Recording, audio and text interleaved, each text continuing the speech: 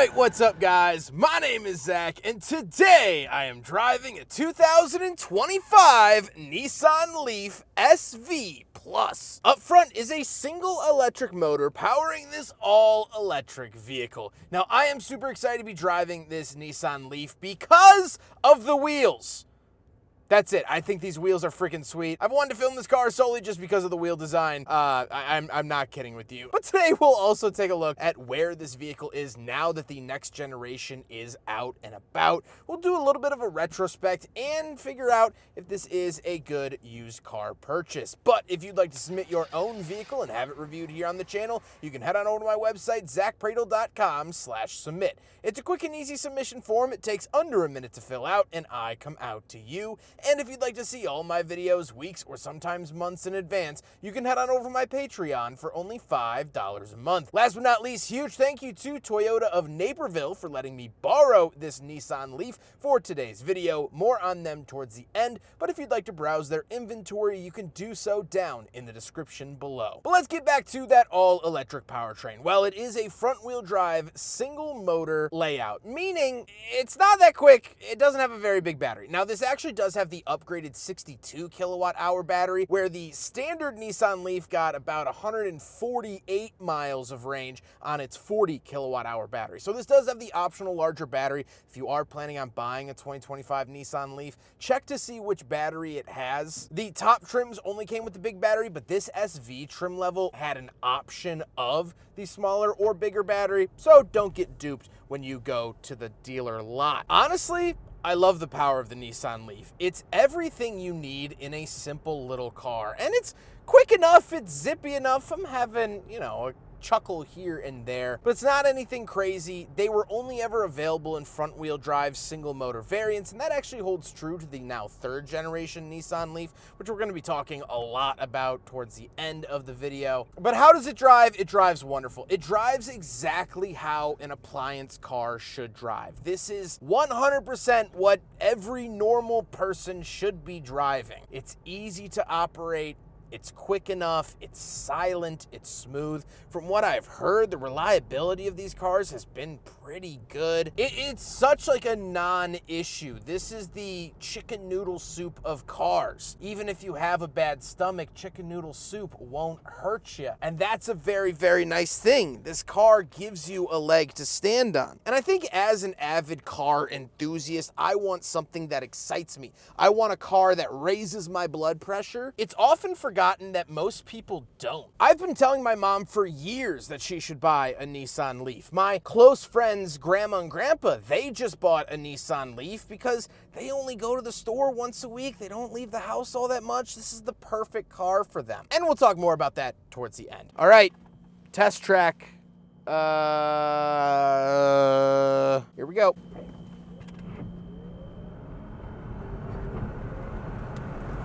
Oof. A whole thing of snow came up over the hood because it doesn't melt because there's no engine. But it's quick. It's not, burning a barn. It's not a barn burner, but it's quick enough. I like it. With that stuff out of the way, let's talk about the interior. Well, in front of me, I have a half digital, half physical gauge cluster. To the left, we have the screen. It offers pretty new, cool looks into what the vehicle's doing. And off to the right, we have our standard speedometer that you're gonna be familiar with. On the steering wheel, on the left, we have our selectors for that gauge cluster screen. We also have volume, skip track. And off to the right, we have our adaptive cruise control, as well as our phone options. Off to the left, we have a climate control vent. We do have our gauge dimmer switch and trip reset, charge door release, charge timer, heated steering wheel, and steering assist. Very, very cool. Moving on to the door, latch you get in and out, power mirrors, power locks, and power windows. And moving into the center, we get two climate control vents. We have our hazard switch and the infotainment display. So this does, of course, have Apple CarPlay and Android Auto. It also has a backup camera, which is very good. And it's simple, it's easy to use. It does feel pretty dated. This is Nissan's older system. So the new Nissan Leaf is gonna have a brand new system, be completely modern, hip, and different. So this does feel pretty dated here in the center, but this was a dated platform by 2025. This is the final model year of it, so you're gonna find issues like that. Down below, we do have our climate controls. Single zone climate, would have liked to have seen dual zone, but single zone. Auto fan speed, we could also set on the timer, which is very, very cool. And then down below, we have our vehicle power button. But then we also have USB-C and USB-A. Love seeing USB-C. This is gonna kind of future-proof this car a little bit. Love to see that. Heated seats and our 12-volt outlet. We also have a wireless charger. And moving up the center stack, we have our eco mode and e-pedal. This is one pedal driving. So basically when you lift off the gas, the car starts to brake. When you're on the gas, obviously you drive it basically like a golf cart.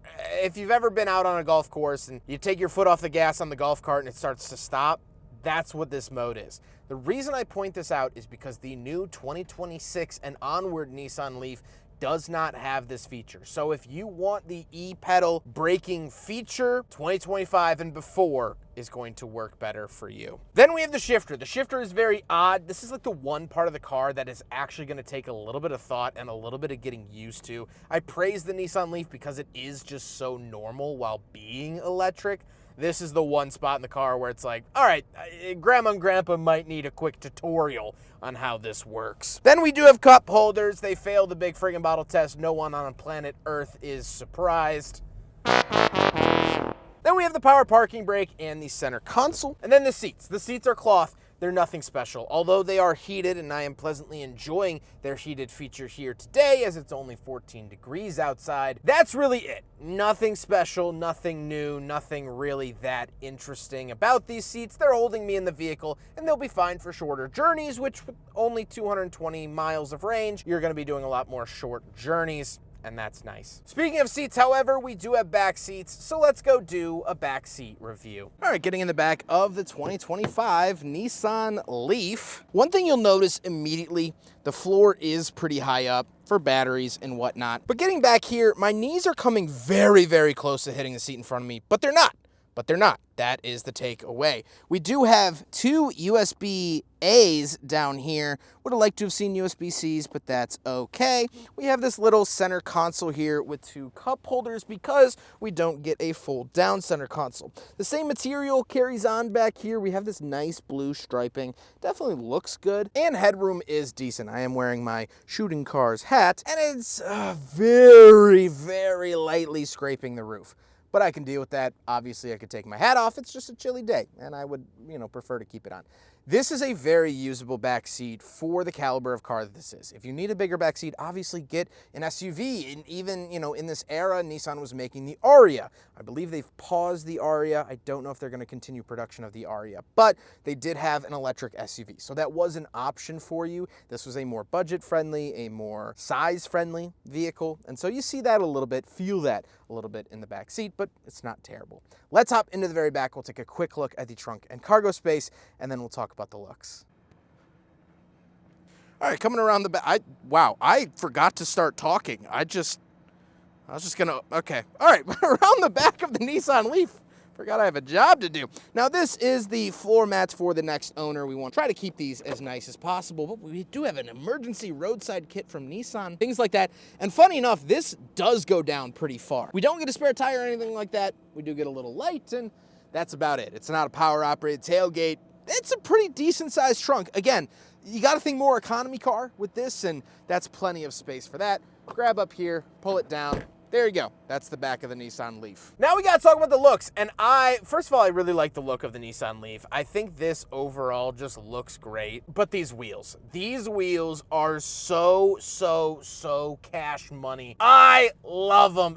They just look so great. They're like this modern retro future sort of look. I think they're fantastic. I would love to see someone put these on like an S chassis or like even like an old like Nissan NX or something like that. I think that would work. I think these wheels would work really well on that car. But I like the design of it. It was a charming little hatchback where the new Nissan Leaf, although dimensionally it's not any bigger, they have moved it up into the entry-level SUV segment so you can get a little bit more ride height, and it has the appearance of a bigger vehicle when in all reality it actually isn't. So with all of that being said, let's get on to my final thoughts. What do I think driving this charming little EV from last year. Well, I like this a lot. But the truth of the matter is, the new Nissan Leaf that just debuted is better in every single way. It's more fun to drive. It's not crazy. It's not a Porsche 911 in a canyon, but it's better to drive. It makes more power. It has way more range. It has almost 100 more miles of range than this,